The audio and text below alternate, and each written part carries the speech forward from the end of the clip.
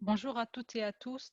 On se retrouve aujourd'hui pour un nouveau cours de programmation pour les sciences et on va continuer la partie programmation orientée objet avec un troisième cours. Donc là, je partage mon écran. Est-ce que vous m'entendez? Bonjour madame, oui, Bonjour, vous voyez mon écran? oui, D'accord, parfait. Donc, en fait, on a eu deux premiers cours sur la programmation orientée objet et les notions de base qui sont les classes, les attributs d'une classe, les méthodes d'une classe. Aujourd'hui, on va voir d'autres nouvelles propriétés avant de commencer pour le cours prochain, la partie héritage qui est un concept principal et primordial en programmation orientée objet. Donc, je continue à admettre les participants et nous sommes maintenant 30. D'accord? Donc, aujourd'hui, on va voir la partie propriété.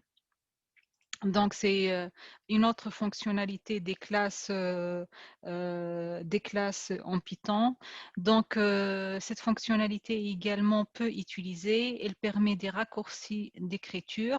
Les propriétés permettent de faire croire à l'utilisateur d'une instance de classe qu'il utilise une variable alors qu'il utilise en réalité une ou plusieurs méthodes.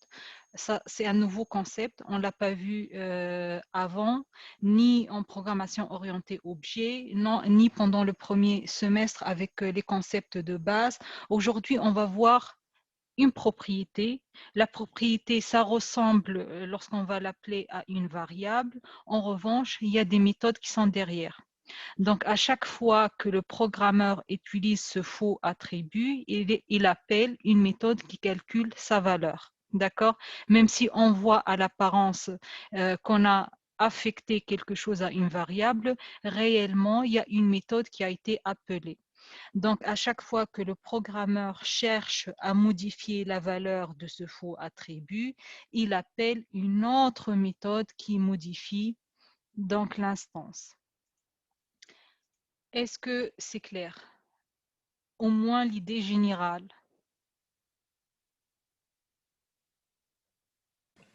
Vous pouvez réexpliquer s'il vous plaît. Donc, en fait, une propriété, c'est simplement une fonctionnalité dans la programmation orientée objet qui va utiliser une variable. À l'apparence, c'est comme on va utiliser une variable, alors qu'en réalité, derrière, on a appelé des méthodes. Lorsqu'on va affecter à une variable une valeur, en réalité, on a appelé une fonction qui va calculer cette valeur. Et lorsqu'on cherche à modifier donc ce faux attribut, on a simplement appelé une autre méthode qui va modifier l'instance. On va voir ensuite donc les deux possibilités de syntaxe d'une propriété. Ça, c'est le syntaxe. Après, on va voir des exemples et on va expliquer les exemples. Vous allez mieux comprendre. On va essayer de faire des allers-retours à ce slide pour expliquer les deux possibilités de syntaxe. Donc, le premier syntaxe, lorsqu'on va déclarer une classe ou une propriété d'une classe en Python, comme toujours, on va faire classe, le nom de la classe, deux points. Cette fois-ci, on va mettre le nom de la propriété. Ensuite, on va faire property. Et après property, il y a trois paramètres de ce property. La première, c'est une méthode qui doit retourner la valeur du pseudo-attribut qui est le nom du propriété. Le deuxième attribut, c'est une méthode qui doit modifier la valeur du pseudo-attribut du nom de la propriété. Le troisième, c'est une méthode qui doit détruire le pseudo-attribut. Et la troisième, c'est simplement la documentation. Donc, c'est un commentaire qui apparaîtra lors de l'appel de la fonction. Donc, lorsqu'on fait help et le nom de la classe ou bien help, le nom de la classe, point, le nom de la propriété, on aura ce message qu'on a rentré comme doc. Est-ce que c'est clair? J'imagine que ce n'est pas très clair jusqu'à maintenant. Je vais essayer de passer un exemple et on va mieux comprendre. D'accord? Donc ici, on a dit on va importer premièrement la classe, le package math. On va déclarer une classe nombre complexe. Un nombre complexe est défini par quoi? Madame, excusez-moi, vous pouvez faire un petit grossissement du polycopier, s'il vous plaît, sur l'écran. Enfin, moi, je l'ai très petit. Je ne sais pas pourquoi. Si je fais plus que ça, après, ça apparaît pas tout le slide.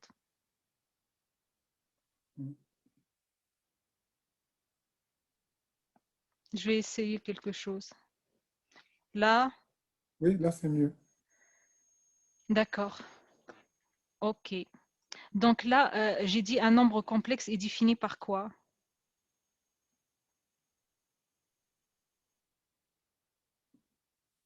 Un nombre complexe en mathématiques est défini par quoi? C'est quoi un nombre complexe? Tout nombre complexe qui est sur A plus IB. Donc, il y a une partie réelle et il y a une partie imaginaire.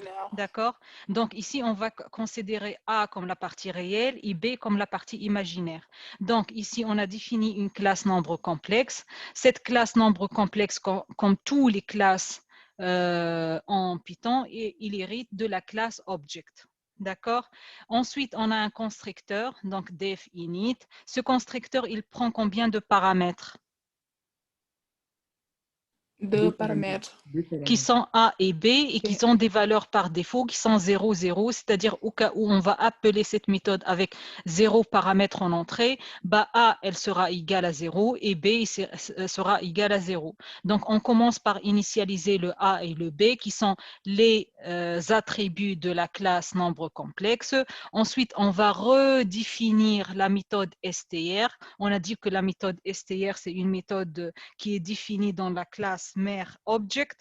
D'accord? Donc ici, on redéfinit la classe str. Donc, si self.b égale à 0, on va simplement retourner une chaîne de caractères qui va représenter le contenu de A. Sinon, dans le cas contraire, on va retourner une chaîne de caractères qui va retourner le contenu de A plus le contenu de B fois I. Donc, imaginons que A égale à 5 et B égale à 6, ça sera 5 plus 6I. Dans le cas contraire, on va simplement retourner. Donc, si donc, le B est négatif, on va retourner simplement le contenu de A moins le contenu moins B de I. D'accord? Donc, ça, c'est la fonction str. Ensuite, on va définir une méthode qui s'appelle getModule. GetModule, elle va retourner simplement le module d'un nombre complexe qui est racine de a carré plus b carré. Donc, il n'y a rien de compliqué là-dessus. C'est math.sqrt. Donc, a fois a, donc ça fait a carré plus b carré. Après, on définit une deuxième méthode qui est setModule. Get, normalement, c'est pour retourner quelque chose. Oui ou non? Oui. Donc, normalement, get, c'est pour retourner le module de ce nombre complexe. Set, c'est plutôt pour modifier le contenu du module. Donc, dans ce cas-là, on va prendre une valeur m. On va récupérer déjà getModule qui existe. On va appeler la méthode getModule pour savoir c'est quoi le module qui existe. Ensuite, si le module est égal à 0. Dans ce cas-là, on va simplement mettre dans A M et dans B, on va mettre 0. Dans le cas contraire, D, il aura la valeur, on définit une variable D qui sera égale à M divisé par R. Et donc, la partie réelle, elle sera multipliée par D et la partie imaginaire aussi multipliée par D. D'accord? Donc, on a une méthode pour calculer le module, une méthode pour modifier carrément le module. Donc, si on modifie le module, forcément, il faut modifier la partie imaginaire et la partie réelle. On a une troisième méthode qui est getArgument. Cette méthode-là, donc, on a deux méthodes, une getArgument, une méthode setArgument.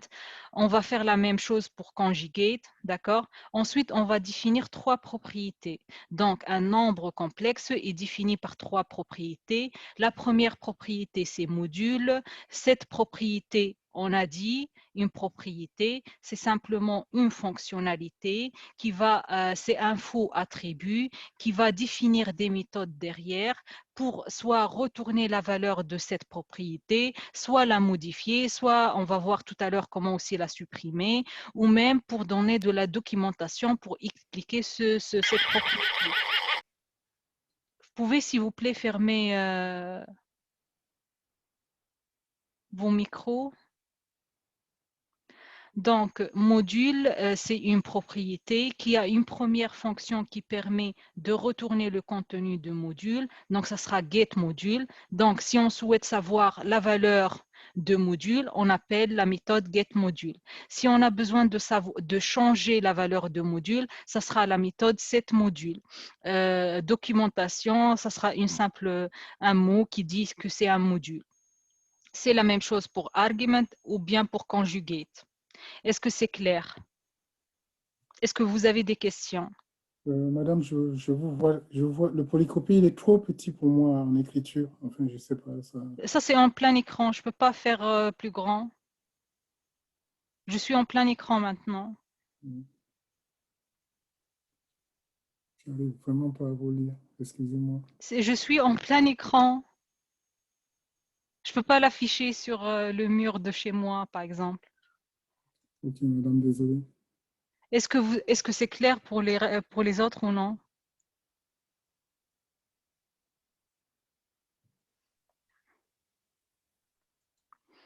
Ok, aujourd'hui, en fait, toute la partie qu'on va voir, c'est de la programmation orientée objet avancé, d'accord? Donc, c'est tout à fait normal que ça ne soit pas très facile et compréhensible pour tout le monde. Si vous avez des questions, n'hésitez pas à me poser des questions. Donc, une propriété, c'est comme jusqu'à maintenant, on a dit une classe, elle est définie par un ensemble d'attributs et un ensemble de méthodes. On a besoin d'un constructeur, on définit un constructeur pour une classe pour pouvoir initialiser, principalement pour pouvoir initialiser les attributs d'une classe. D'accord? Aujourd'hui, on voit une nouvelle chose. Ça s'appelle des propriétés. Par exemple, un nombre complexe, il est défini par quoi? Il est défini en plus de la partie réelle, la partie imaginaire, il a des propriétés. C'est quoi ces propriétés? C'est son module, son argument et le conjugué. Son conjugué. Donc, pour ça, on a besoin de savoir c'est quoi le module d'un nombre complexe, de changer la valeur du module d'un nombre complexe et ensuite d'avoir de la documentation, expliquer c'est quoi cette propriété. Donc, on avait besoin de 3 méthodes. La première méthode, donc pour définir une propriété qui s'appelle module, la syntaxe c'est module égale property entre parenthèses. La première chose, c'est le fgate. C'est quoi le fgate? C'est une fonction qu'on va définir dans le code précédemment qui va nous permettre qui va retourner le module d'un nombre complexe. Dans notre cas, cette méthode, c'est getModule. Donc, il y avait une fonction ici qui s'appelle getModule. Vous voyez ici, lorsque j'ai appelé getModule, je n'ai pas mis une parenthèse, alors que normalement, getModule, c'est une méthode. Oui ou non? Oui. Donc ici, c'est pour ça, depuis tout à l'heure, je dis que c'est un faux attribut. Même si ici, on va le mettre comme étant une valeur, ce n'est pas une valeur getModule, c'est plutôt une méthode qui a été définie précédemment là. D'accord? Donc, fgate égale à getModule. On a besoin d'une deuxième méthode qui va nous permettre de modifier le contenu de module. Donc, il y a une deuxième fonction qui s'appelle setModule. SetModule, elle a été définie précédemment là. Ensuite, doc, c'est simplement, on va mettre une phrase pour expliquer à quoi ça sert. Est-ce que c'est clair? Okay. Oui, c'est clair. D'accord? Donc, on a dit qu'il y a 2 syntaxes. Ça, c'est le premier syntaxe. Je vais continuer avec ça et après, on va voir. Donc, ça, c'est notre code, le code de la classe, toutes ses fonctions, ses attributs, tout ça. Le programme principal, il commence où?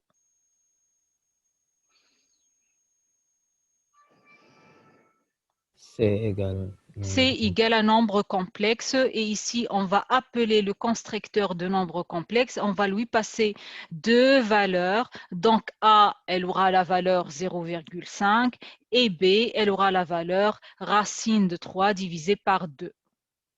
D'accord? Ensuite, on va afficher print C. Donc, on va afficher C. Donc, on aura un affichage qui va dire C égale à 0,5 plus, donc, on a calculé racine de 3 divisé par 2 fois I.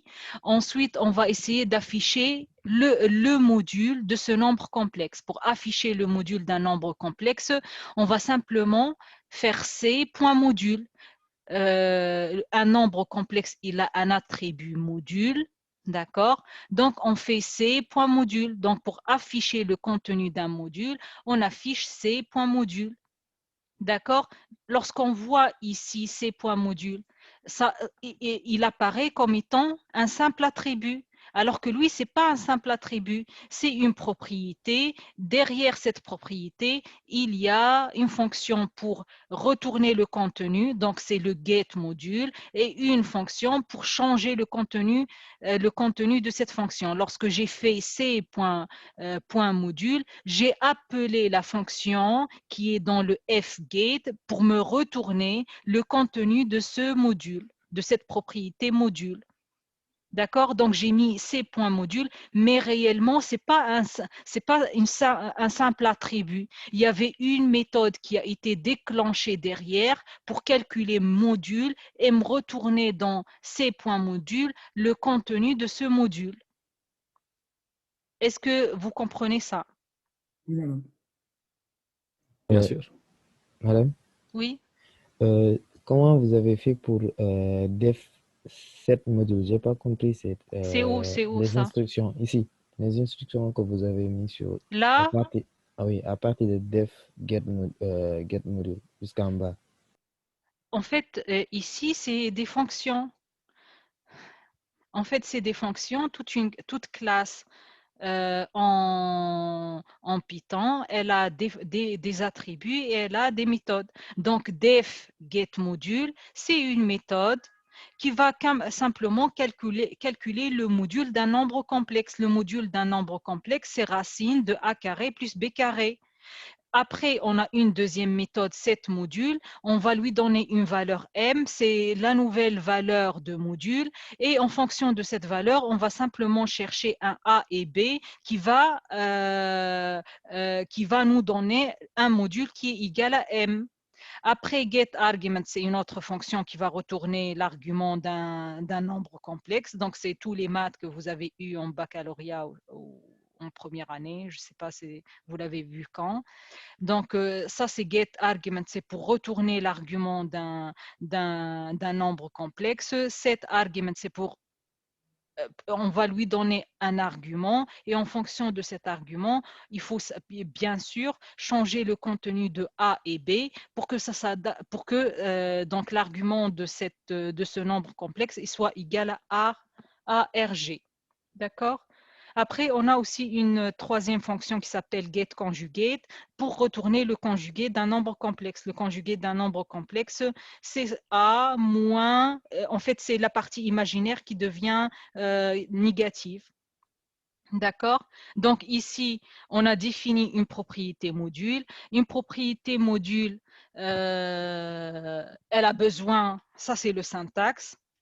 Pour définir une propriété en Python, il y a deux syntaxes qui sont possibles. Le premier syntaxe, c'est le nom de la propriété, égale property. Et après, on a besoin d'une fonction pour le fget, une fonction pour le fset, une fonction pour le fdelete et doc. D'accord? Ici, dans le cas qu'on a vu, il n'y a pas de fdelete. D'accord? On a donné uniquement fget et fset. Madame, Oui. est-ce que le F7 est obligatoire? Est-ce qu'on peut créer Non, ce n'est pas une... obligatoire. C'est pour ça, en D'accord. fait, ici, par exemple, dans le troisième cas, on a donné uniquement un fget. On va D'accord. voir ensuite si on va changer le contenu de cette propriété et on n'a pas installé, on n'a pas créé une fonction set, d'accord, un F7, donc il y aura un message d'erreur. D'accord? Donc, par D'accord. exemple, pour la propriété module, on peut savoir c'est quoi son contenu et on peut lui changer de valeur. On ne peut pas la supprimer parce qu'on n'a pas défini une fonction fDelete pour la supprimer. D'accord, merci. Pardon, madame. Oui. Quelle est la différence entre get et set? Get, donne-moi. Set, je te donne ou je te donne quelque chose. Ou set, c'est modifier ou accepter quelque chose en anglais. D'accord, merci. Est-ce que vous avez d'autres questions? Donc ici, on a défini donc la propriété. On a créé un nombre complexe et étant donné qu'on a créé un nombre complexe, il a déjà un module, un argument et un conjugate qui sont définis à l'aide de ces propriétés. Donc, ces points modules, ça va appeler la méthode getModule. GetModule, elle fait quoi? Elle va simplement calculer racine de a carré plus b carré et donc ça va nous retourner une valeur qui est égale à 1. Ces points argument, donc ces points argument, elle va appeler la méthode getArgument qui va faire appeler cette fonction getArgument qui va faire ce traitement et ensuite ça va nous retourner donc 1,04 etc. On a créé un deuxième nombre complexe. Ce nombre complexe, on lui a passé aucun paramètre. Dans ce cas-là, qu'est-ce qui se passe? A, elle aura quelle valeur et B, elle aura quelle valeur? 0. Donc A 0, B 0. Ensuite, on a fait C point module égale à 1. Qu'est-ce qu'on a fait ici?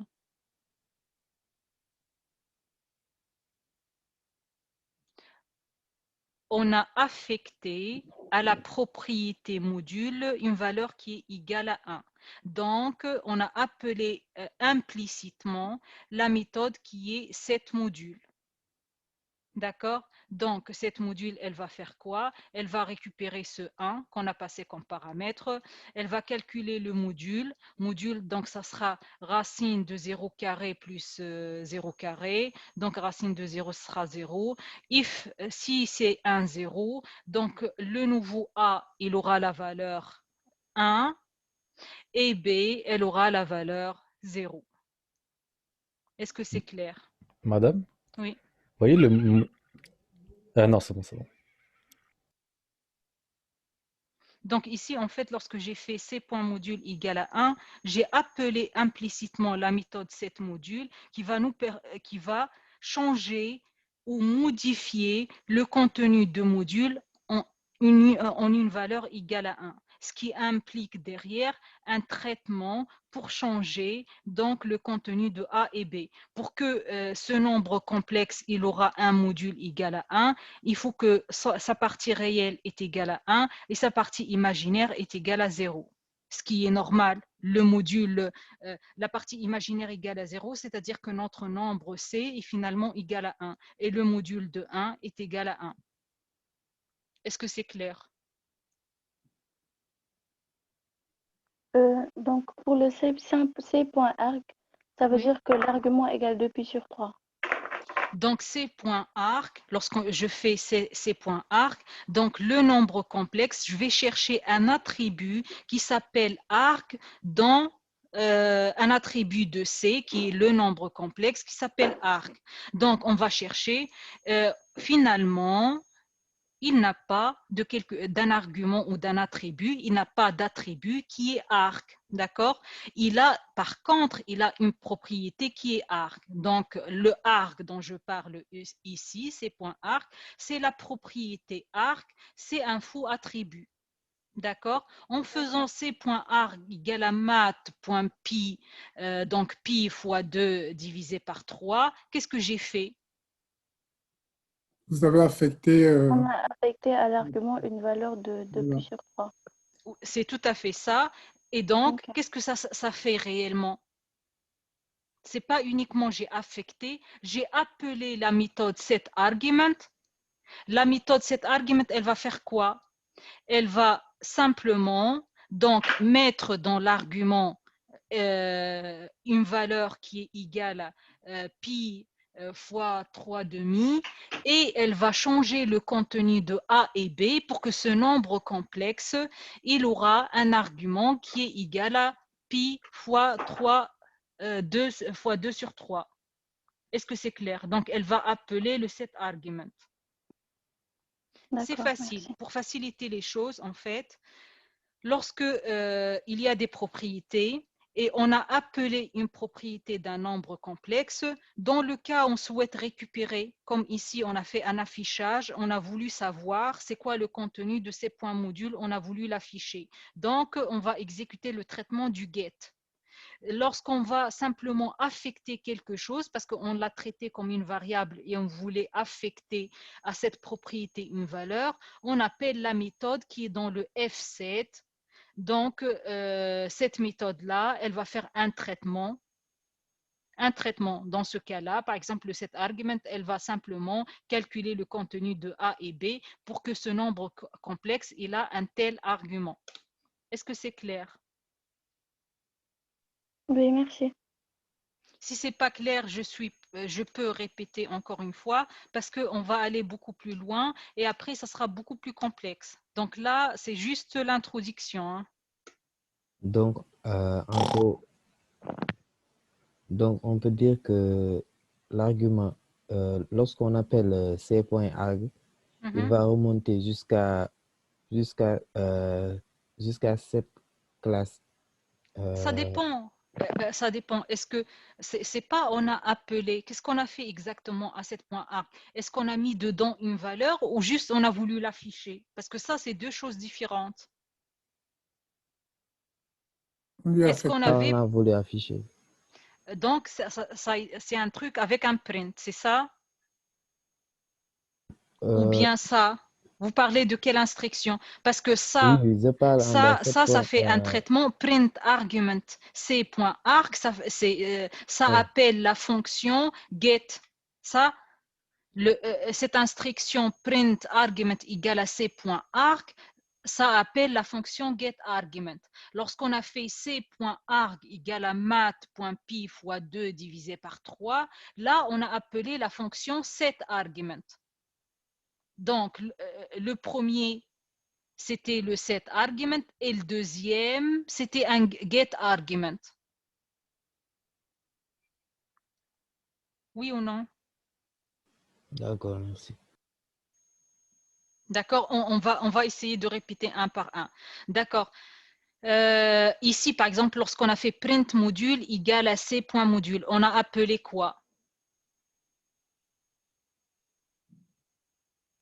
On a appelé set get Le module get argument. et set module. Get argument. Lorsqu'on a fait print argument c.arg, Get argument.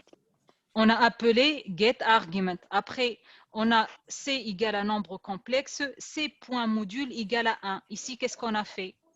On a affecté un point. Oui, mais qui appelle la fonction set? On a appelé set Oui, argument. on a appelé set module. Ici, c.module égale à 1, on a appelé set module. Lorsqu'on a fait c.arg, qu'est-ce qu'on a fait ici? Égal à math.pi fois 2 sur 3.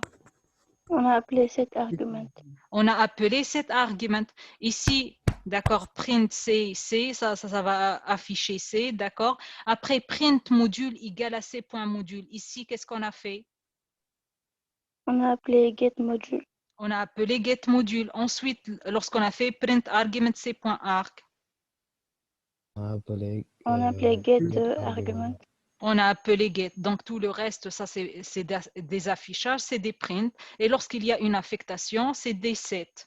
La méthode set de la propriété. Est-ce que c'est clair? Donc, une propriété, c'est un faux attribut qui va appeler derrière des méthodes, soit pour retourner la valeur qui est dedans, soit pour changer la valeur dedans. D'accord? Donc, ce n'est pas une méthode, une propriété, ce n'est pas une méthode et ce n'est pas un attribut, c'est quelque chose entre les deux. D'accord? C'est une propriété, c'est comme son nom le dit, c'est une propriété qui va appeler une méthode pour changer sa valeur, pour retourner sa valeur, une autre méthode pour changer sa valeur, elle pourra avoir des affichages pour savoir le contenu de cette propriété. Donc, il y a le deuxième syntaxe. Le deuxième syntaxe, c'est classe, le nom de la classe, deux points. Après, on va utiliser ça. Comment on appelait ça avec le arrobas? Un décorateur, donc un décorateur property. Donc, on va utiliser arrobas property. Après, on va définir une fonction pour faire le fget de la variable. Après, donc, normalement, fget, elle va retourner quelque chose, point cette variable. F7, par contre, elle va affecter à cette variable quelque chose. Donc, on a besoin de arrobas variable.setter. On va définir une méthode F7 variable qui va simplement prendre une valeur et qui va donc stocker dans notre variable cette valeur. On va voir des exemples, ça sera un petit peu plus clair. D'accord, on continue déjà avec syntaxe 1. Donc, on a dit que la propriété conjugue ne possède pas de fonction qui permet de la modifier. Donc, ici, conjugue, elle a quoi? Elle a La seulement get. get. Il y a, je pense c'est la fille qui est en train de parler maintenant, c'est elle qui a fait la remarque tout à l'heure. Donc, en fait, ici, Ouais. conjugue, elle a uniquement le fget. Elle n'a pas le f7 et elle n'a Ouais. pas aussi le Le fdel comme dans son en-tête. D'accord? Ouais. Dans ce cas-là, si on fait c.conjugue, on souhaite mettre une valeur dans le c.conjugue, on aura un message d'erreur. D'accord? Parce que la propriété conjugue ne possède pas de fonction qui permet de la modifier. Donc, par conséquent, vous savez, cette personne qui ne respecte pas les autres, je vais l'éliminer et je vais faire un rapport. D'accord? Donc, par conséquent, l'instruction c.conjugue égale un nombre complexe de 0,0 produit une erreur. D'accord? Pourquoi elle produit une erreur? Parce que simplement, cette propriété conjugue, elle a uniquement un fget, elle n'a pas de f7. On peut savoir le contenu de conjugue, mais on ne peut pas lui changer sa valeur ou son contenu. Est-ce que c'est clair? Madame. Oui. Ensuite, on va voir le deuxième syntaxe. Donc, on va définir une classe user. La classe user, elle a un constructeur. On lui passe en paramètre un nom. Et donc, cette classe user, elle a combien d'attributs? Elle en a un seul, monsieur, madame. Non, mais j'ai pas dit le constructeur, on lui passe combien de paramètres. J'ai dit, il a la classe user, elle a combien d'attributs? Elle a deux qui sont ID et name. Le constructeur, on lui passe qu'un seul paramètre pour construire un objet de type user. Mais la classe user ou un objet user, il a deux attributs, un ID qui est calculé à l'aide d'une fonction gain UID, donc c'est une méthode statique qui est définie là, et il a un name, c'est le paramètre qu'on va passer au constructeur. D'accord? On a une deuxième classe qui est Profile Picture. Dans cette classe Profile Picture, il y a quoi? Il y a une propriété. Cette propriété, elle est définie donc avec un attribut qui s'appelle Picture. Donc ici, dans cette propriété, on va simplement retourner un message qui est premièrement ID, le nom, .png. On a défini une troisième classe qui s'appelle UserPicture. Donc, cette classe UserPicture, elle hérite de deux classes qui sont ProfilePicture et User. D'accord? Donc, elle hérite de ces deux classes. On va voir l'héritage dans la semaine prochaine. Donc, il n'y a aucun traitement dans cette classe. Donc, l'instruction passe est une instruction sans effet et qui ne fait rien. Elle est souvent utilisée lors du développement du code. Donc, ici, on a créé un objet qui est de quel type? De type user picture. de type user picture et qu'on lui passe quoi? Donc, Non, on lui évident. passe... On lui a Un passé ID et un name. Un profile picture et un user. On lui passe un profile picture et un user. D'accord? Donc ici, lorsqu'on fait user picture, on lui passe jaune et cette valeur-là. On a créé un objet qui est de type, qui est de type profile picture. Donc, cet objet qui est de type profile picture, il aura une propriété. Cette propriété, c'est picture. Cette picture, il est définie avec donc le ID qu'on a avec le ID qu'on a calculé avant pour le user et un name. D'accord? Donc ici, lorsqu'on va afficher jaune.picture, parce que jaune, c'est simplement un user picture qui a un profile et qui est aussi user. Donc jaune, il a une propriété qui est picture. Donc cette propriété, elle va nous retourner quoi?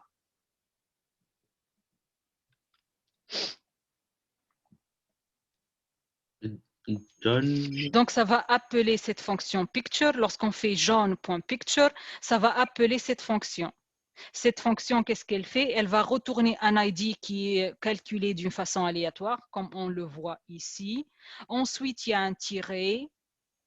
Après, il y a le name qui est jaune, donc jaune. Et ensuite, il y a un point PNG qui est là. Madame, il correspond à quoi le point PNG? Pardon? Le point PNG, c'est... C'est là. C'est le message. En fait, cette propriété picture, c'est simplement une chaîne de caractères qui est définie comme id-name.png. Ah oui, donc ça va formater les self-ID et self-name entre les C'est accolades. ça. Donc, en fait, un user picture est défini par un user et sa photo de profil. Donc, sa photo de profil, c'est défini avec un identifiant généré aléatoirement, son nom et après .png. Donc, on définit donc une propriété picture qui s'utilise comme un attribut.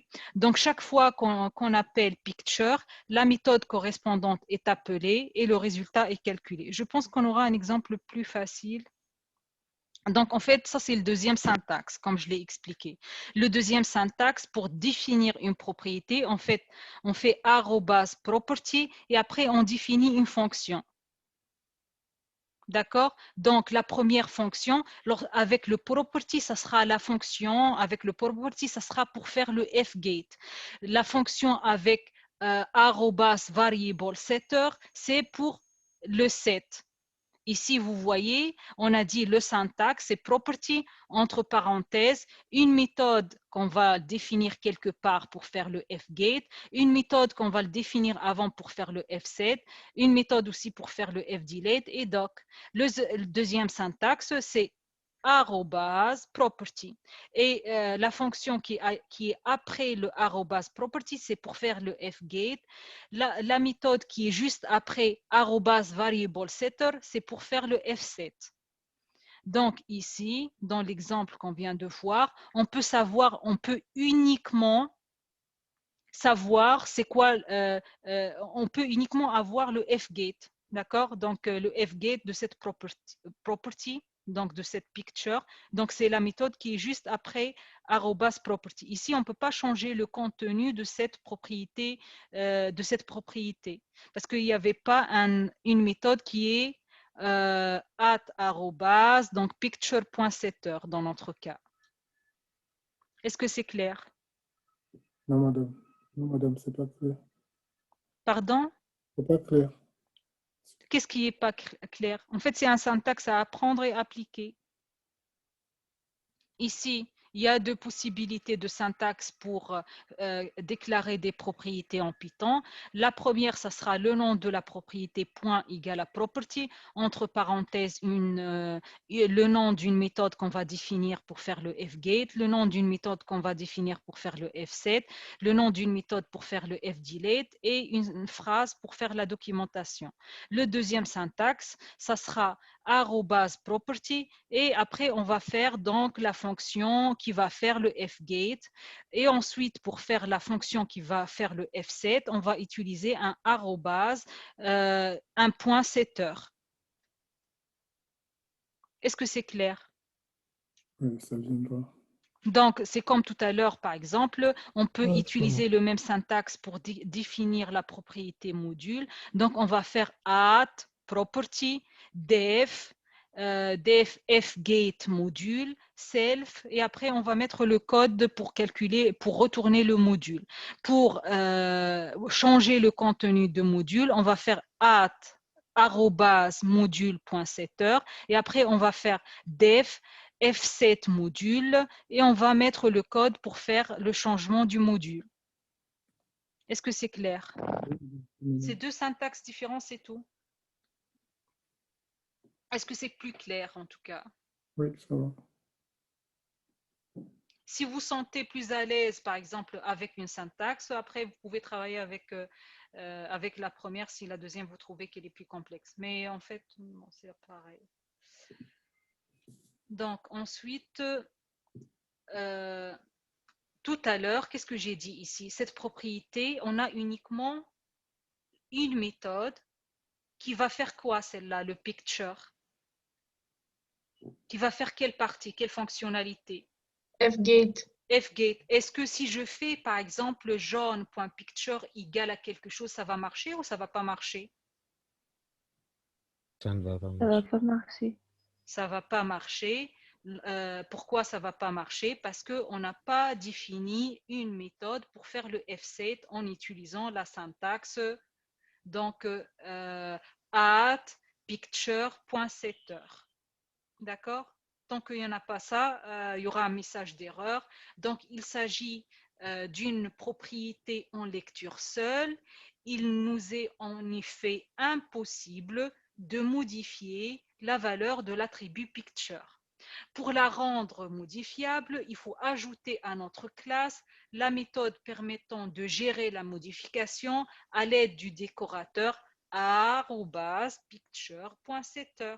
Donc, le décorateur setter de notre propriété picture, donc, il va nous permettre de modifier le contenu de cette propriété. Est-ce que c'est clair? Oui, madame. Donc là, on va voir un autre exemple. Donc ici, on a défini une classe user. La classe user, elle a un constructeur, elle a une méthode statique qui permet donc de générer automatiquement un ID. On a défini une classe profile picture qui a un constructeur et dans ce constructeur, on va appeler, donc ici on va voir dans la partie héritage, donc on a appelé le constructeur de la classe mère et après qu'on a appelé le constructeur de la classe mère, on a affecté à picture. Ici, picture, c'est quoi?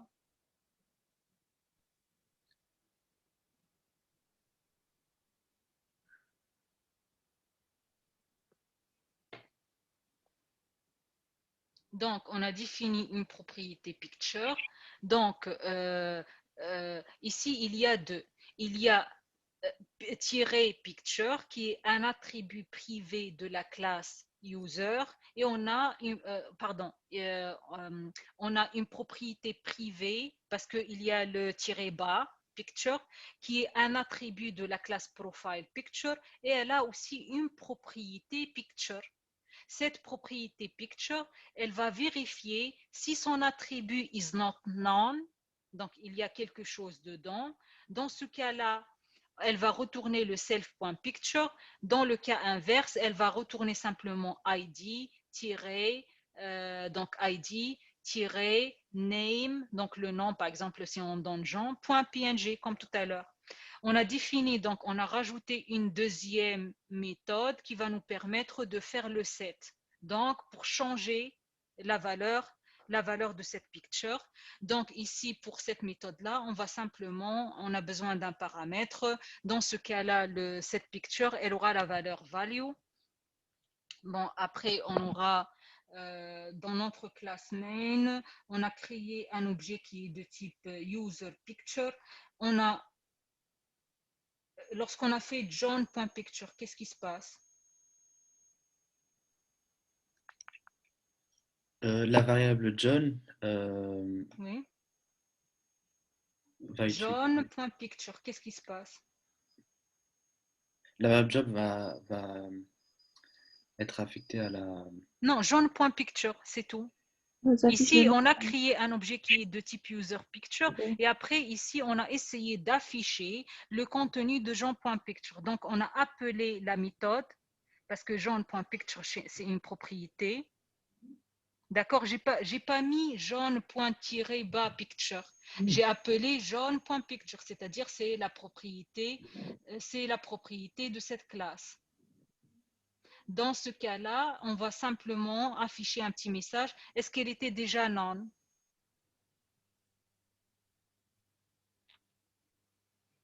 Oui. Donc, oui, madame, elle était déjà non. Donc, elle était déjà non. Dans notre cas, donc, ça va nous afficher quoi? Le self.picture. Pardon, donc ça ne sera pas ça qui sera activé. Donc, on aura un ID qui était généré automatiquement, un tiret, point jaune, point PNG. Ensuite, on a fait jaune.name. Qu'est-ce qui se passe? Égal à jaune. C'est la fonction set. Non, non, en fait, la propriété, c'est picture. Name, c'est un attribut. En fait, cette classe ici, elle a un ID, un name, elle a un ID, elle a un name et elle a donc deux attributs, ID, name, et elle a une propriété qui est picture.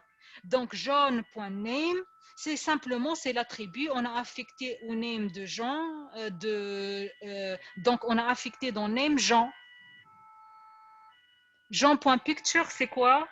Après, qu'est-ce qui se passe? 1, 2, 3, 4, 5. Donc ça sera l'appel de cette méthode, mais cette fois-ci, ce qui va changer simplement, le J, il devient majuscule.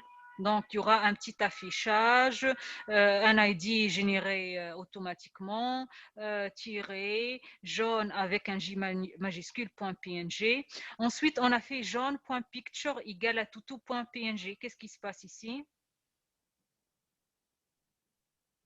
Je vois pas clair. En fait, ici, la classe, elle a un ID, elle a deux attributs ID et name, et elle a une propriété qui est picture. Pour modifier, pour retourner le contenu de cette propriété, c'est cette méthode-là qui sera appelée. Pour pouvoir modifier le contenu de cette propriété picture, c'est le picture.setter qui sera appelé. Une propriété, c'est simplement un faux attribut qui appelle des méthodes derrière. Il y a une méthode, lorsqu'il y a le arrobase property, c'est la méthode qui permet de retourner le contenu de cette propriété. Arrobase, le nom de cette propriété .setter, elle permet de modifier ou de changer ou d'affecter une variable à une propriété. Donc, Jean.picture, c'est quoi? Jean.picture, est-ce que c'est une propriété ou c'est un attribut? Vous avez dit tout à l'heure que c'était une propriété, mais vous n'avez pas mis le underscore qu'il fallait mettre. Mais vous avez dit que c'était une propriété. Tout à l'heure. Oui, il n'y a pas le underscore, donc là, on parle de la propriété. D'accord? Jean.name. C'est un attribut. Jean.id. C'est un attribut. Donc ici, Jean.picture, ça fait quoi? Cette ligne-là, elle fait quoi? Elle appelle quoi? Qu'est-ce qui se passe ici lorsque j'écris Jean.picture? Étant donné que c'est une propriété. Et on a dit une propriété, elle appelle une méthode derrière. Quelle méthode elle va appeler? Gate. Ouais. Oui, c'est la méthode gate, mais bon, ici, il n'y a pas de méthode gate, c'est le def picture self, c'est celle-là. Lorsqu'on a fait jaune.picture égale à toutou.png, qu'est-ce qu'on a fait? C'est quelle méthode qui a été appelée derrière?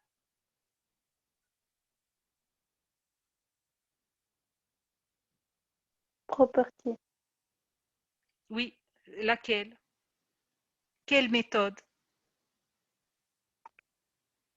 Poinsetteur. C'est le poinsetteur. Donc, ça va appeler cette méthode-là. Donc, ça va donner la tutu.png à tirer picture. Donc, lorsqu'on affiche après set.picture, qu'est-ce qui se passe? Ça va nous afficher le contenu de cette picture. Bon, c'est pas grave. Donc, la troisième partie, c'est le deleter. Donc, jusqu'à maintenant, on a vu uniquement la fonction qui fait le get, la fonction qui fait le set. Donc, on va dire le getter, le setter. Et la troisième, c'est le deleter. Donc, le deleter, en fait, il permet simplement de supprimer une propriété. Donc, enfin, on peut aussi coder la suppression de l'attribut à l'aide de @picture.deleter, ce qui revient à réaffecter none à l'attribut -picture. Donc, ici, on a défini une troisième méthode pour faire le deleter. Donc, cette méthode-là, donc c'est def. Vous voyez toutes les méthodes avec la deuxième syntaxe, ils ont le même nom, mais une avec un décorateur property, une avec un décorateur setter et une avec un décorateur deleter. Donc, on comprend que ça appartient à la même propriété qui est picture. Oui ou non? Oui, mais Donc, du pour coup, supprimer une picture, on va simplement affecter none à l'attribut picture. madame, Mhm. du coup, à partir de classe profil picture et jusqu'en haut, ça sert à quoi donc? J'ai pas entendu. J'ai pas compris pourquoi ici vous avez mis en haut classe profil picture. En haut En aussi vous fait, avez mis ici, il y a une arrobas classe qui classe. s'appelle user picture. Un user picture est défini à l'aide de deux classes, une classe profile picture et une classe user. Pour définir l'image ou l'image d'une personne, on a besoin de son profil, le profil de son image, et on a besoin de lui. Donc, le user picture, il est défini avec deux classes, profile picture et user. User picture, donc ici jaune, c'est un user picture. Donc, il a toutes les propriétés de user et il a toutes les propriétés de profile picture. D'accord? Imaginez user picture comme la combinaison de user et profile picture. D'accord? D'accord, merci. Donc ici, lorsque on a défini donc une fonction pour supprimer cette propriété, ici qu'est-ce qu'on a fait? On a fait jaune, user picture jaune et avec une deuxième valeur, jaune.picture égale à tutu.png. Ça fait quoi cette instruction? Ça va appeler quoi?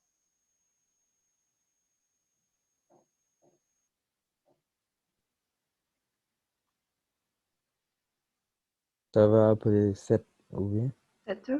C'est ça, le setter. Donc ça va affecter tutu.png à self.picture. Donc l'attribut picture, il aura la valeur tutu.png. Ensuite, on a fait, pour pouvoir supprimer, on souhaite supprimer cette propriété, on n'a pas besoin.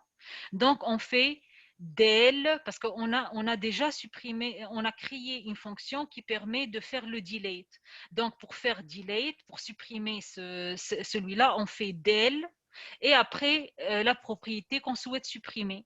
Lorsqu'on fait del et une propriété, del suivi d'une propriété, ça va appeler donc le déléteur de la propriété qui va exécuter cette méthode. Cette méthode, elle fait quoi? Elle va juste affecter none à cette picture.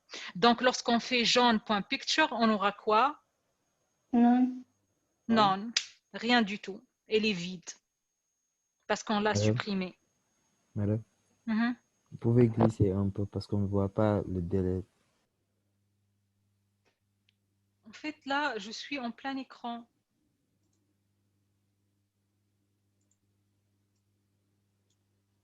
Là, Oui, oui, c'est bon. d'accord. Est-ce que c'est mieux comme ça ou je fais un plein écran? Moi, c'est un plein écran qui m'arrange.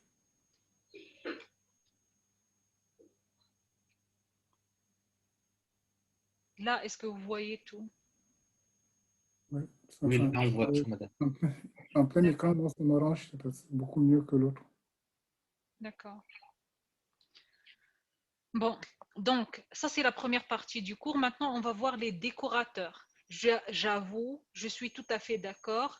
Il y a beaucoup de subtilités dans le cours d'aujourd'hui. C'est vraiment de la programmation avancée. D'accord? Il y a beaucoup de concepts. C'est pas évident dès le départ. Essayez de revoir le cours, encore une fois. Je pense qu'il faut revoir le cours encore une fois pour pouvoir réaliser ou capter toutes ces notions. Donc la deuxième partie, c'est les décorateurs et on a vu déjà des décorateurs. D'accord? Décorateur, c'est lorsqu'il y a le arrobas quelque chose. D'accord? Mais il y a plein de décorateurs. Donc, par exemple, le static method, elle est suivie d'un décorateur. On a les propriétés, etc. Donc, tout ça, c'est des décorateurs. On va commencer à voir les décorateurs aujourd'hui dès la base. D'accord? Parce qu'on l'a utilisé sans savoir vraiment comment ça a été implémenté, etc. Donc, les décorateurs ou bien decorators en anglais ne sont ni plus ni moins que des fonctions permettant de modifier le comportement d'autres fonctions et ou d'exécuter du code supplémentaire. Donc ainsi, plutôt que de copier-coller bêtement du code afin de légèrement modifier le comportement d'une fonction, Python vous propose d'éviter la répétition de code, réduisant ainsi les problèmes de maintenance de code via la possibilité de créer des fonctions d'ordre supérieur. Donc, les décorateurs sont considérés en Python comme une notion assez évoluée, donc la possibilité de passer en paramètre à une fonction, une autre fonction. Donc aujourd'hui, comme je l'ai expliqué, c'est un petit peu de la programmation avancée. Jusqu'à maintenant, on passe à une fonction uniquement des variables. Aujourd'hui, on va voir comment on peut passer une fonction à une fonction. D'accord? Donc, parmi les paramètres d'une fonction, on peut passer des fonctions.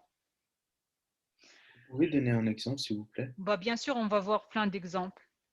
D'accord? Donc, cependant, c'est ce que les décorateurs vont nous permettre de faire via une fonction, c'est de manipuler d'autres fonctions, aussi bien en entrée qu'en sortie, et éventuellement impacter leur comportement. Donc, pour ce faire, il suffit de passer le nom de la fonction à manipuler sans les parenthèses, comme n'importe quel autre paramètre. Donc, ici, par exemple, on a passé avec le premier syntaxe.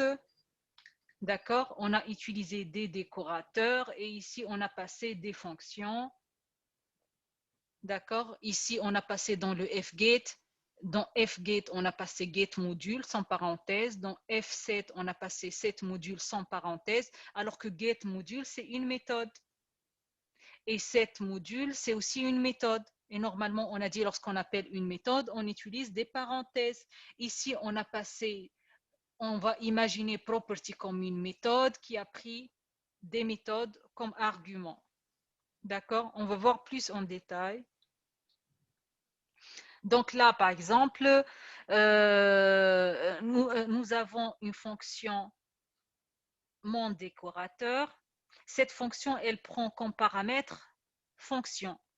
D'accord? Elle prend quelque chose qui s'appelle fonction.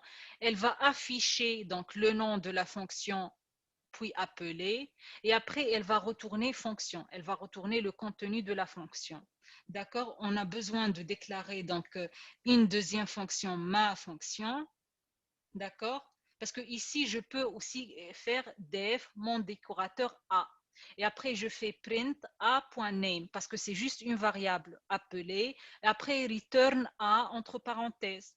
Ensuite, je peux définir une autre fonction. Cette fonction, c'est print hello world. Dans mon programme principal, je vais appeler mon décorateur et mon décorateur, je vais lui passer ma fonction. Donc, je vais appeler, c'est comme deux méthodes. La première méthode, c'est mon décorateur. La deuxième méthode, c'est ma fonction. Je vais appeler mon décorateur, la fonction mon décorateur. Et cette fonction mon décorateur, je vais lui passer une deuxième fonction qui s'appelle ma fonction. Qu'est-ce qui se passe? Donc, dans ce cas-là, je vais exécuter mon décorateur. J'exécute mon décorateur. Qu'est-ce qui se passe? Donc, je vais afficher le contenu de, ma fonction, le nom de la fonction appelée. Donc, ça va être ma fonction, parce que ça, c'est ma fonction. Son nom, c'est ma fonction. Donc, ma fonction appelée. Et après, je vais exécuter ma fonction. J'exécute ma fonction, ça va afficher Hello World. Et pour faire appel à la fonction, on écrit quoi? On écrit ma underscore fonction appelée et on l'exécute, ça fait hello world, c'est ça? Non, non, non, non, non. Ici, c'est un attribut. Ça, il a un attribut qui s'appelle son name. Le name de la fonction, c'est son nom.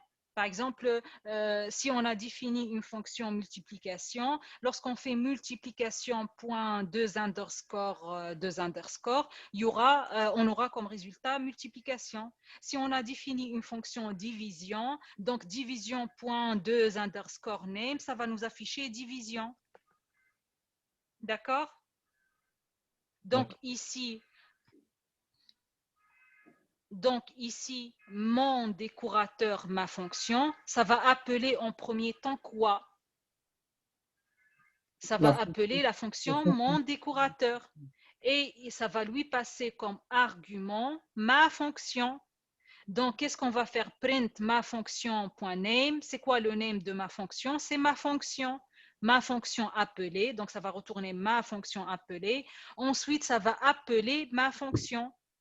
Là, qu'on a passé en argument. Donc, ça va appeler ma fonction. Ma fonction, elle fait quoi? Elle va simplement afficher hello world. Donc, le résultat, ça sera ma fonction appelée hello world. Je pense que ça, c'est plus facile que ce qu'on a vu tout à l'heure. Oui, madame. Est-ce que c'est clair pour tout le monde? Oui. Donc, ici, on a c'est une fonction qui prend en comme paramètre une deuxième fonction. D'accord? Madame, Oui. je peux savoir quel est le rapport entre ma fonction et mon décorateur? En fait, je peux définir une autre fonction def multiplication. D'accord? Et dans cette fonction def multiplication, je vais faire print multiplication. Dans mon programme principal, je vais appeler mon décorateur et je vais lui passer comme paramètre multiplication. Qu'est-ce que ça va se passer? Ça va afficher multiplication appelée et après, ça va m'afficher le message ou le traitement qui est dans la fonction multiplication. Donc, le fait de mettre appelé, on peut changer ce mot-là. Ou bien? J'ai pas compris. Là, vous avez mis appelé.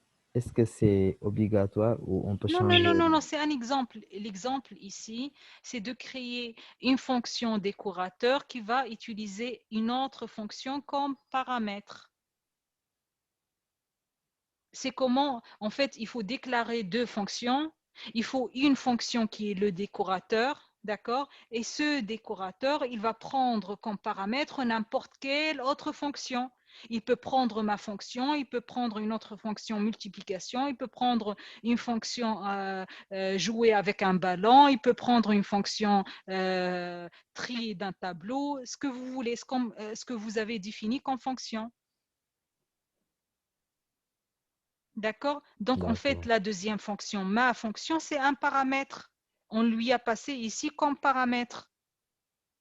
On peut passer, si on a défini d'autres méthodes, on peut les passer comme paramètres ici.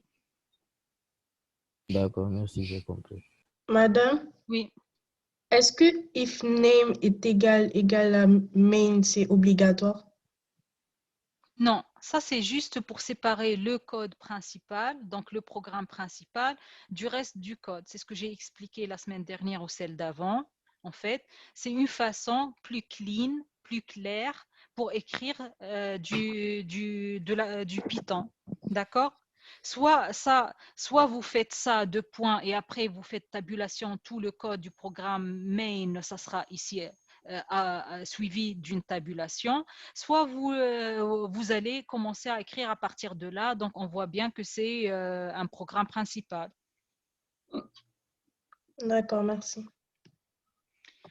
Donc, Python permet de simplifier cette écriture via une syntaxe dédiée au décorateur et en utilisant le arrobase. D'accord? Donc, ici, par exemple, vous voyez ici comment on a fait. On peut refaire la même chose, mais d'une autre façon en utilisant un décorateur. Donc, on va définir un décorateur et pour la fonction qui sera décorée, on va lui mettre arrobase mon décorateur. Dans ce cas-là, lorsqu'on va appeler cette fonction, c'est la fonction qui sera décorée par un décorateur. Donc, ma fonction, ça va exécuter le décorateur directement. D'accord? Imaginez comme étant un cadre. Le décorateur, c'est comme un cadre de quelque chose. Donc, lorsqu'on dit que cette quelque chose est décoré par ça, d'accord? Donc, on a appelé directement le décorateur pour décorer cette fonction. Donc, ça va lui rajouter cette phrase qui va la décorer. Donc, parce que de toute façon, fonction, on va l'exécuter. Mais cette fonction, elle sera décorée avec le nom de la fonction plus appelé. Réellement, ici, ce qu'on va exécuter, c'est la fonction Hello World. Mais on a décoré Hello World par ma fonction appelée. Oui ou non? Il faut essayer d'imaginer et comprendre ça comme ça. Oui, oui. Donc ici, ce qu'on souhaite exécuter, c'est la fonction, c'est ma fonction ou d'autres fonctions qui sont décorées par quelque chose. D'accord? Donc ici, le décorateur, c'est ça, la définition du décorateur. Et la fonction qui sera décorée, c'est ma fonction. Je peux aussi faire add mon décorateur, def def multiplication de points et dedans, je vais mettre print 4 x 5. Dans ce cas-là, lorsque je vais appeler multiplication, qu'est-ce que ça va se passer? J'aurai multiplication appelée.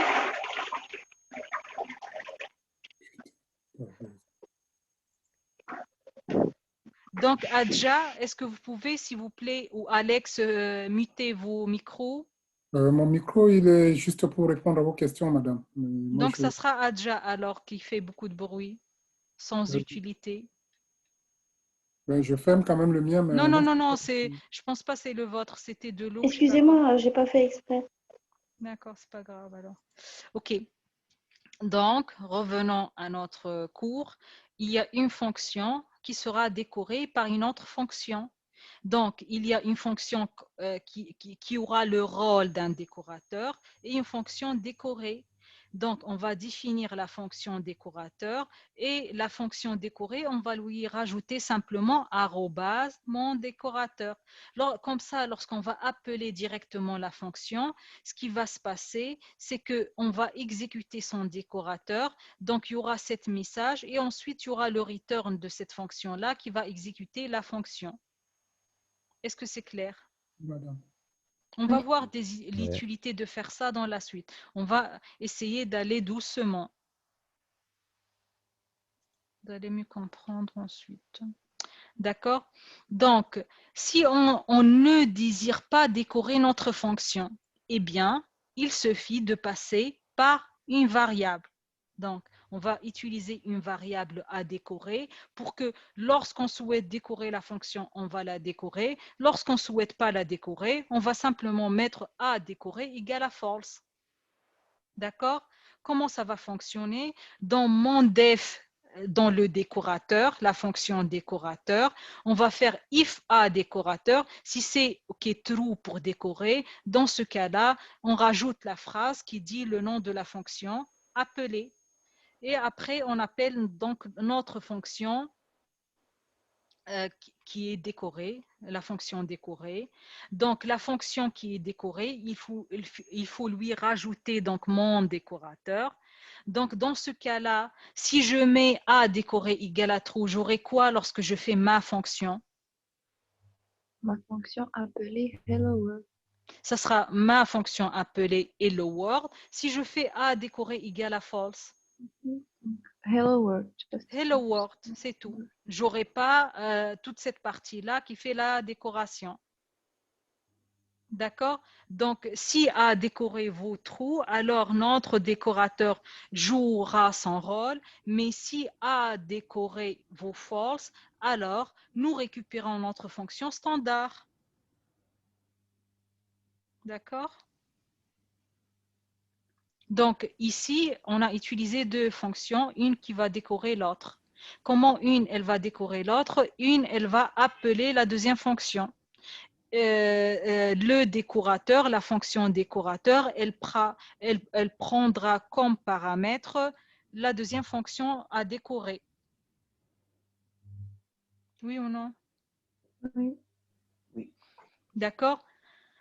D'accord. Donc, un décorateur n'exécutera jamais lui-même du code, même s'il le peut. Donc, il est préférable de créer une nouvelle fonction, décoration, de la fonction passée en paramètre et vous renverra la fonction décorée, laquelle sera alors interprétée par Python. D'accord? C'est là le point important. Un vrai décorateur renvoie toujours un callable, donc quelque chose qu'on va appeler, c'est-à-dire une fonction. Donc là, on va voir une version comment plus avancée ou plutôt plus correcte ou de la programmation Python. Donc, en Python, les professionnels en Python, lorsqu'ils vont définir une fonction décorateur, ils ne vont pas mettre du code directement, ils vont plutôt mettre dedans une deuxième fonction qui est la fonction décorée. C'est la partie du code qui fait la décoration. D'accord? Donc, comment on fait? C'est def mon décorateur, entre parenthèses fonction. Elle va imbriquer une deuxième fonction qui est def ma fonction décorée. Donc, dans ce cas-là, on va faire un print, le nom de la fonction. Dans la deuxième fonction, on va faire le nom de la fonction. On va appeler la fonction qu'on a passée en argument. Et après, on va retourner ma fonction décorée. Donc, ça va nous donner exactement le même résultat. C'est simplement que le syntaxe ici est plus professionnel, c'est pour un programmateur professionnel.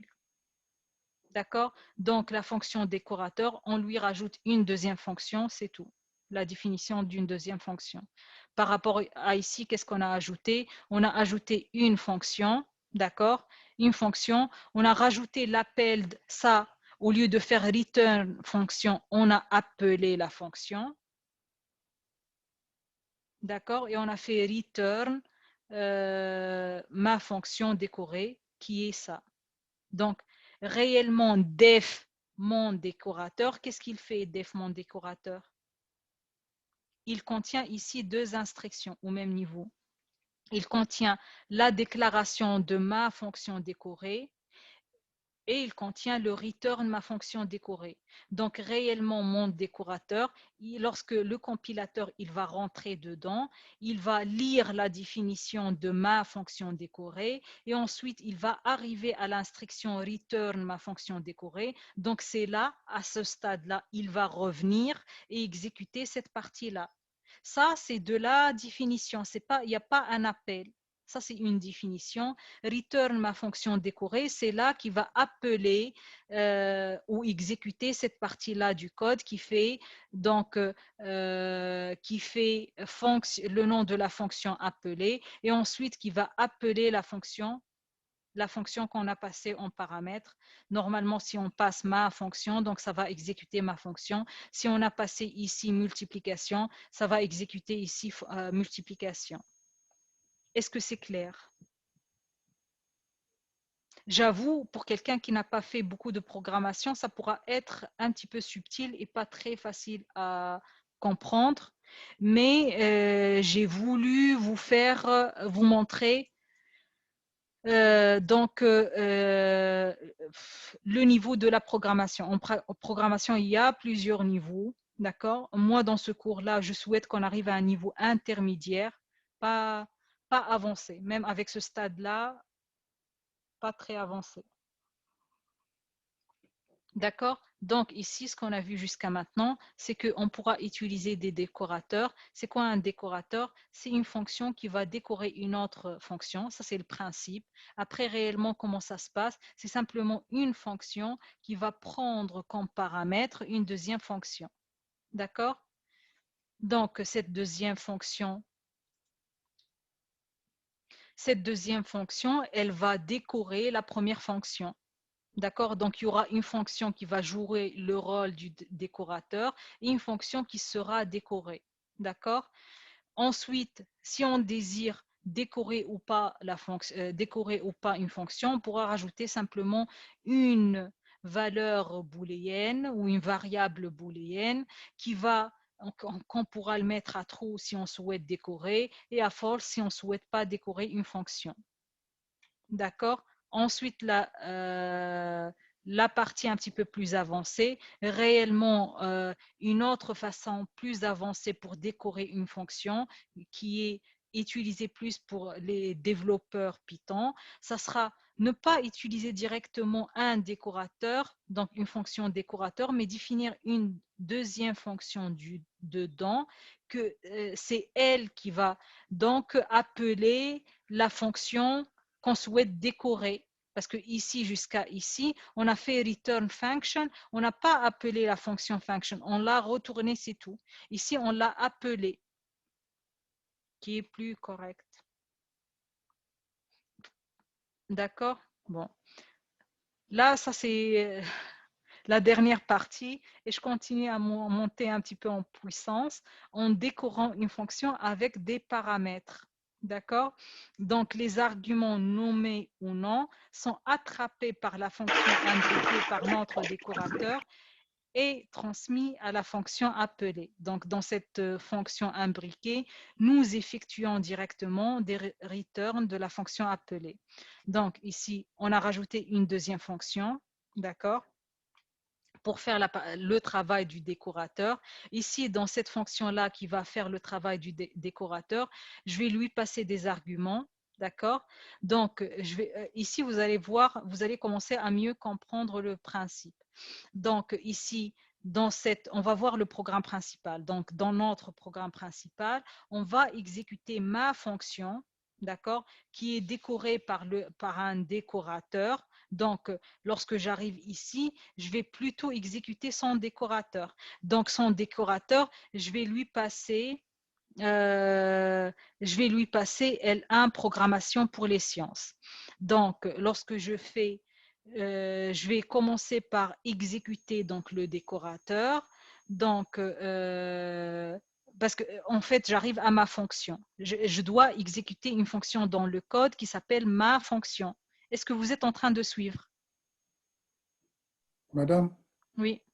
il y a une confusion entre la fonction décorée, le décorateur, et enfin moi D'accord, d'accord. Donc ici, on va voir ça, vous allez mieux comprendre. Ici, on va appeler une fonction qui s'appelle ma fonction. Le compilateur, il va aller chercher quelque chose qui s'appelle ma fonction. Donc, il va arriver ici, il va dire, OK, très bien, j'ai trouvé ma fonction.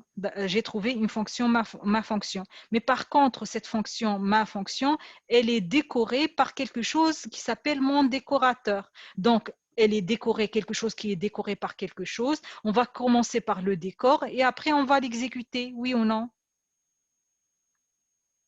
Oui. Donc, on va commencer par exécuter le décorateur. Dans le décorateur, on va afficher donc le nom de la fonction appelée. Donc, c'est quoi la fonction? C'est quoi le nom de la fonction?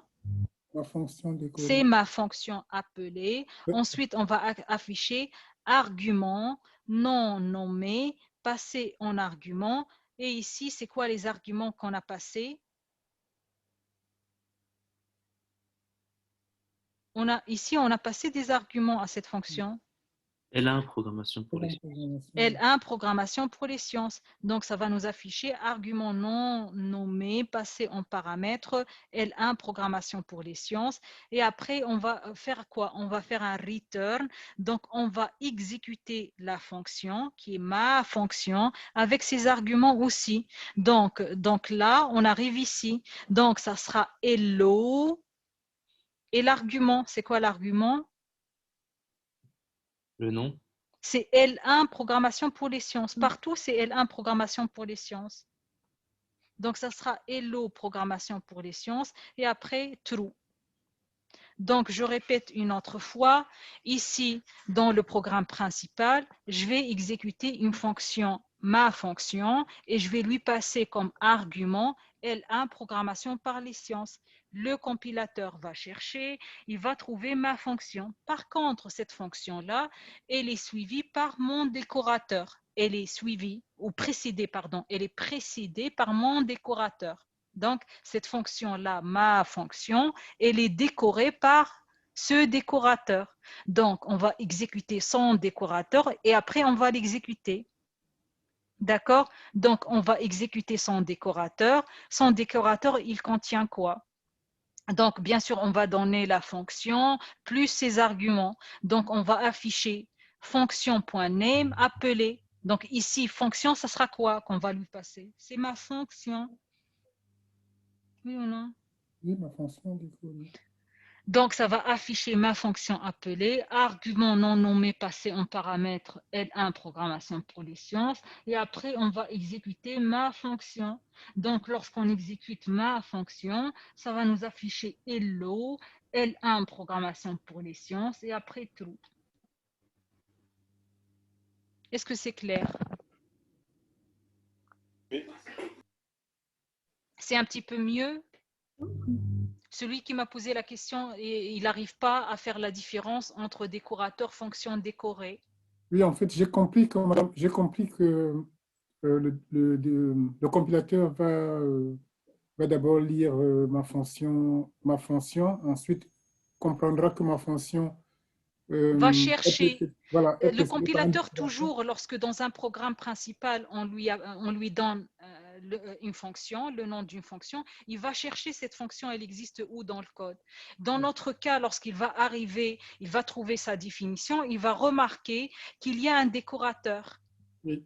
de cette fonction. Donc, il va exécuter son décorateur. Donc, il exécute son décorateur. Son décorateur, il accepte des arguments. C'est les arguments qu'on a passés à cette fonction, qui est L1, programmation pour les sciences. D'accord? Dans ARCS, il y aura L1, programmation pour les sciences. Donc, il va écrire simplement ma fonction appelée, argument non nommé passé en paramètre L1, programmation pour les sciences.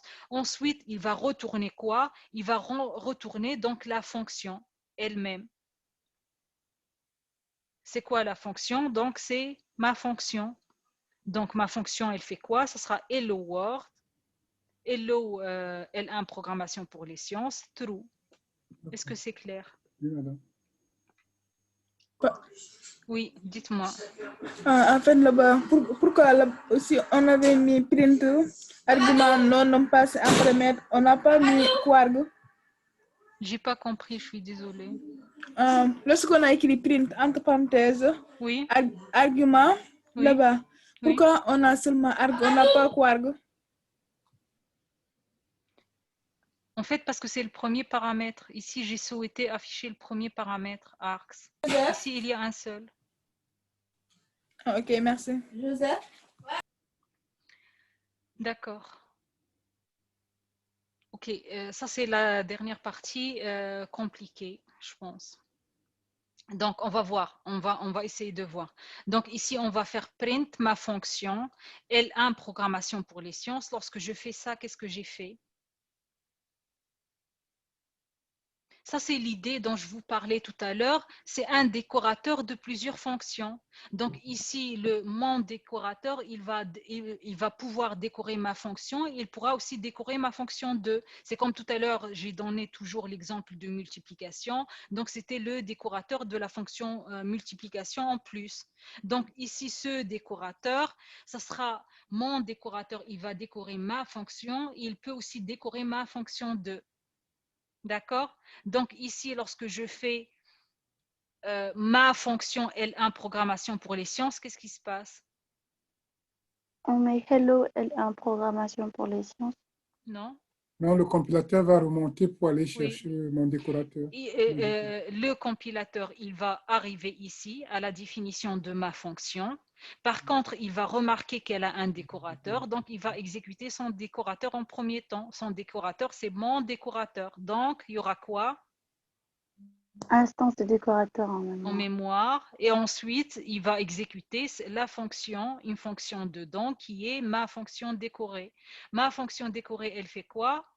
Elle va afficher le nom de la fonction appelée. Donc, ça sera ma fonction appelée. Et ensuite, il va exécuter ma fonction avec ses arguments qui sont L1 programmation pour les sciences. Donc, il va afficher hello programmation L1 programmation pour les sciences true. Ensuite, true. Ensuite, on a ma fonction 2 avec un lien, d'accord, avec une autre chaîne de caractères qui est le site de l'UPEC. Donc, ma fonction 2, qu'est-ce qu'elle va faire? Il va remonter sur son décorateur. Donc, Elle ma va fonction remonter 2 sur la est fonction décorée par 2. mon décorateur. Donc, on va monter ici. Donc, on va afficher instance de décorateur en mémoire. Ensuite, on va afficher ma fonction 2 appelée. Et ensuite, on va exécuter ma fonction 2. Ma fonction 2, elle fait quoi? Visitez-nous sur W blablabla. C'est ouais. tout.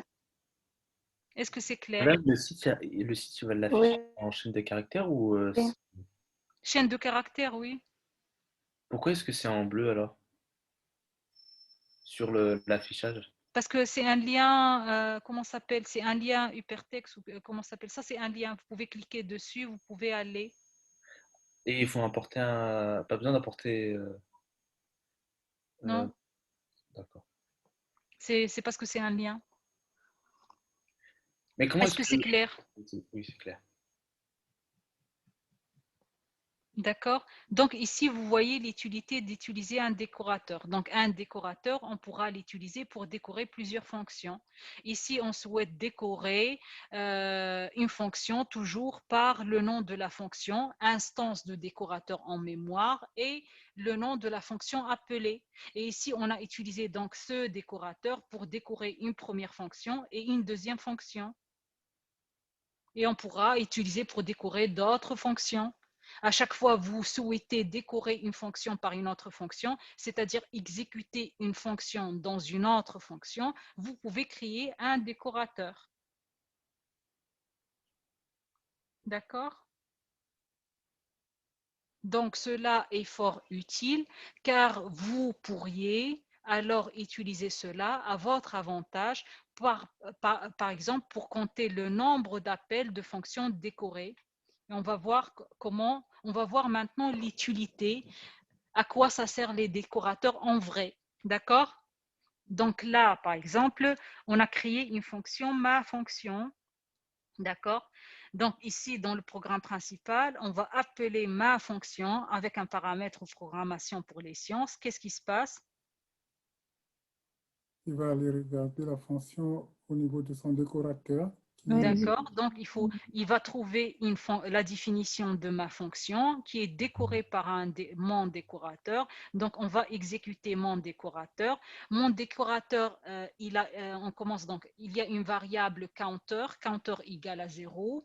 Ensuite, donc on va mettre dans une variable counter 0. On va afficher instance de décorateur en mémoire. D'accord, instance de décorateur en mémoire. Ensuite, on va exécuter une fonction qui est ma fonction décorée. D'accord, on a la définition de ma fonction décorée et ensuite return ma fonction décorée, donc ça va exécuter ma fonction décorée. Donc ma fonction décorée, elle va dire que bon, que non local c'est une variable qui n'est pas locale. Ok, bon, ça c'est un détail. Après ça va incrémenter le counter. Donc le counter il devient à combien? 1.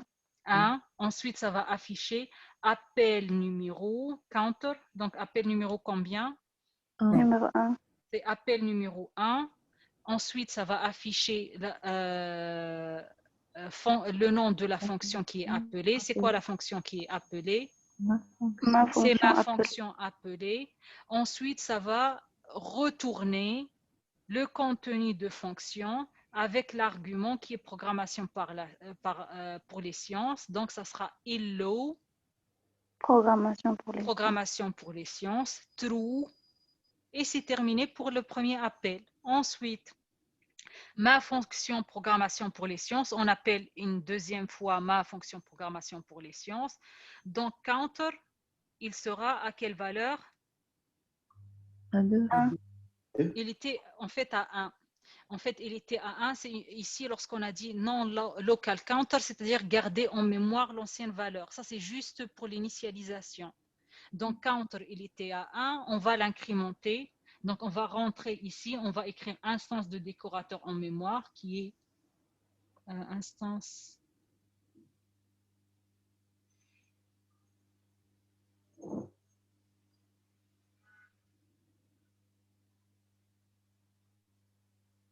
D'accord. Donc, on va exécuter, donc, on va incrémenter le counter. Lorsqu'on incrémente le counter, donc, appel numéro 2, il aura la valeur 2. Ensuite, on va exécuter ma fonction appelée. Et ensuite, on va appeler simplement le contenu de la fonction. Donc, en fait, l'idée ici, c'est que la fonction décorateur, elle nous permet de compter le nombre d'appels. Si on crée une variable dedans, d'accord, et on pourra l'appeler plusieurs fois. Il faut simplement, donc, 2 secondes parce que j'ai déjà mis une explication, je ne sais pas où il est parti pour le nom local.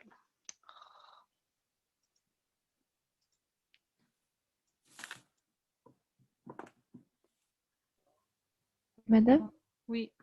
J'ai mis une description, je ne sais pas, c'est pas le dernier slide. Bon, tout à l'heure, lorsque je vais télécharger, je vais vous mettre la description de à quoi ça sert le nom local. En fait, le nom local, c'est un paramètre qu'on utilise pour dire que c'est une variable qui n'est pas locale, c'est une variable globale.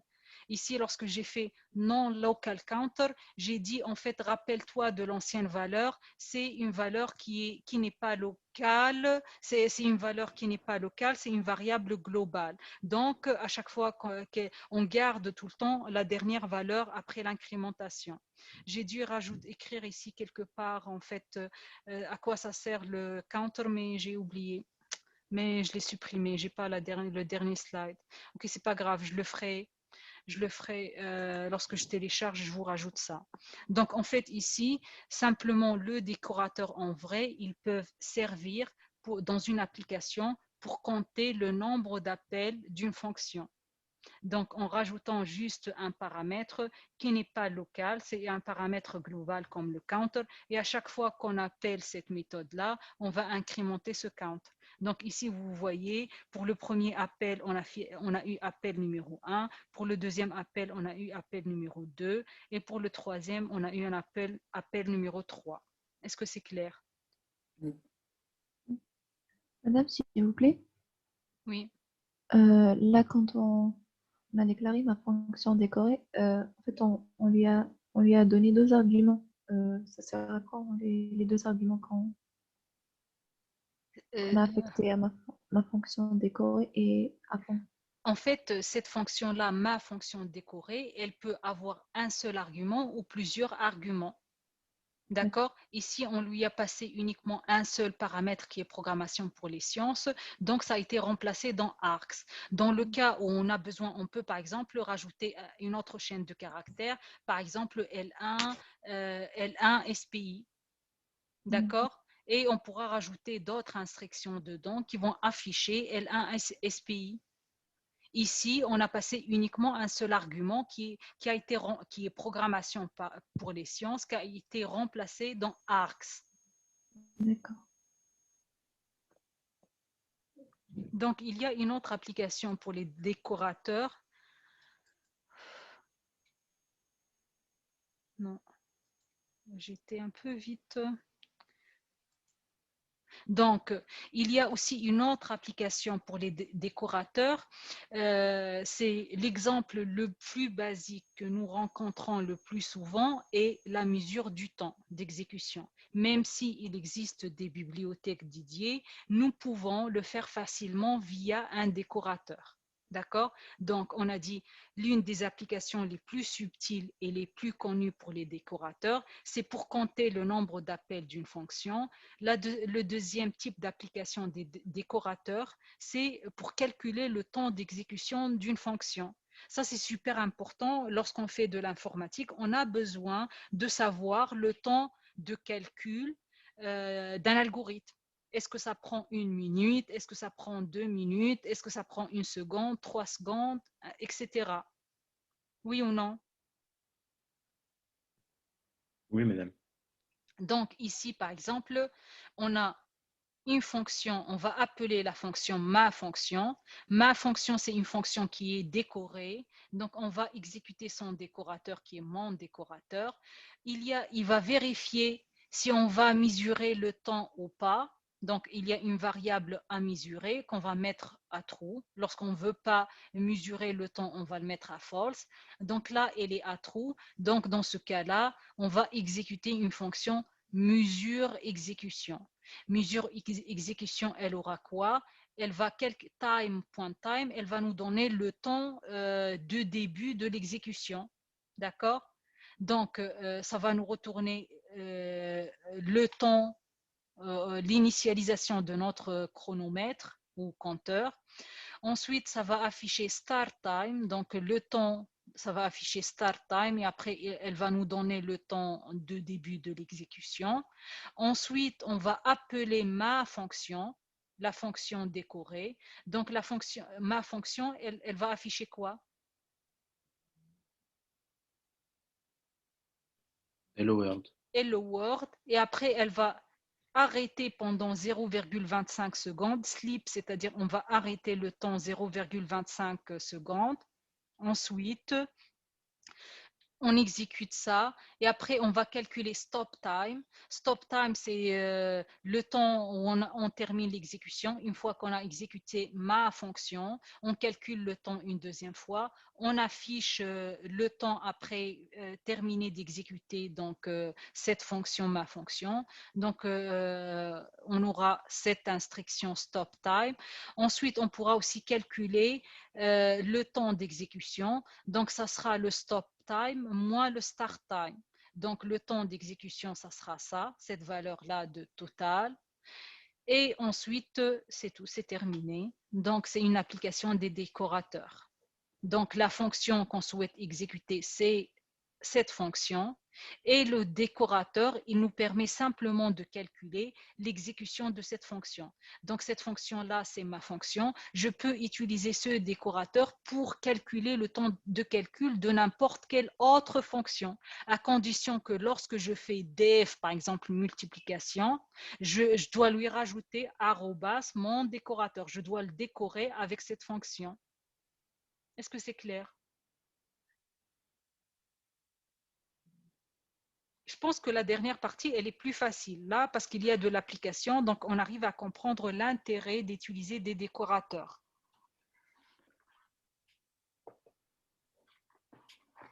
Donc le décorateur, ce décorateur, il permet simplement de calculer le temps de calcul d'une fonction. Et on pourra l'utiliser pour décorer n'importe quelle fonction. Comme ça, on pourra savoir elle a besoin de combien de temps d'exécution. Par exemple, pour exécuter le message Hello World, on a besoin de 0,258 millisecondes. Oui ou non? Ça, c'est Python qui sait ça? Oui. Qui sait que ça dure 0,25 n'importe quel langage de programmation, dans n'importe quel langage de programmation, on peut calculer, on peut écrire du code pour mesurer le temps de calcul ou d'exécution d'une fonction. D'accord. Une fonction qui fait du traitement d'image, une fonction, n'importe quelle fonction, on peut savoir elle a besoin de combien de temps. Et lorsqu'on fait de la recherche et de développement, d'accord, on a besoin toujours de savoir le temps de calcul de notre application. Imaginons qu'on va, par exemple, développer une application pour reconnaître du terrorisme, un terroriste, on n'a pas besoin de perdre, on ne peut pas perdre beaucoup de temps. Si on souhaite, par exemple, alerter un problème de trafic, etc., ça c'est, en fait, le temps de calcul est super important. On a besoin de savoir le temps de calcul d'une fonction. Est-ce que ça prend 1 seconde, 2 secondes, etc. Dans certaines problématiques, 1 seconde, ce n'est pas un problème. Dans d'autres problématiques, 1 seconde, c'est trop. On peut avoir un crash aérien si le temps de calcul il dépasse 1 seconde. D'accord? D'accord, ok. Les filles, D'accord. d'accord pour tout le monde? Celui qui n'arrive pas à faire la différence entre décorateur et fonction décorée. Oui, ça va, madame. Je pense qu'avec la lecture après, ça peut aller mieux. La pratique aussi. Bon, en fait, j'ai essayé d'avancer énormément sur la partie cours magistrale, mais par contre, dans les TP et les exercices, on aura des exemples plus faciles. D'accord? J'ai essayé de vous donner le maximum pendant le cours magistral. Comme ça, le jour où vous allez travailler dans des applications avec Python, lorsque vous voyez des choses avancées, un code avancé, vous serez capable de comprendre c'est quoi ça. D'accord? Donc, j'ai essayé de donner le maximum. Par contre, dans la partie des TP, on aura 2 TP sur la programmation orientée objet. La semaine prochaine, on va voir aussi l'héritage, etc. On va voir 2 TP. Après, il y a aussi le projet. Donc, vous êtes censé développer une application. Et donc, Madame, on a uniquement cette séance. Sur cette séance, il y a pas mal de choses. Donc, on va pas, sur la partie TP, on ne va pas faire beaucoup de choses très avancées en programmation orientée objet. mais madame, vous avez dit pour le projet développer une application. Oui. Donc en fait, on a plusieurs projets, c'est ça? Non, c'est un seul projet, c'est le jeu Mastermind. Et il faudra utiliser les classes et les décorateurs et tout. Non, vous n'êtes pas obligé. Il faut Uniquement. juste développer une application Mastermind, c'est ce jeu-là avec 2 joueurs et des billets, etc. Donc, non, vous n'êtes pas obligé d'utiliser des classes. D'accord. Est-ce que Madame, c'est clair? Oui, dites-moi. on fera des applications sur les objets, etc. J'ai pas compris. On aura des TP, on va s'exercer sur ce genre de Oui, bien sûr, on va programmation. avoir 2 TP la semaine prochaine. Ça sera le premier TP sur la partie programmation orientée objet et on aura aussi un deuxième TP sur la programmation orientée objet avec des classes. D'accord.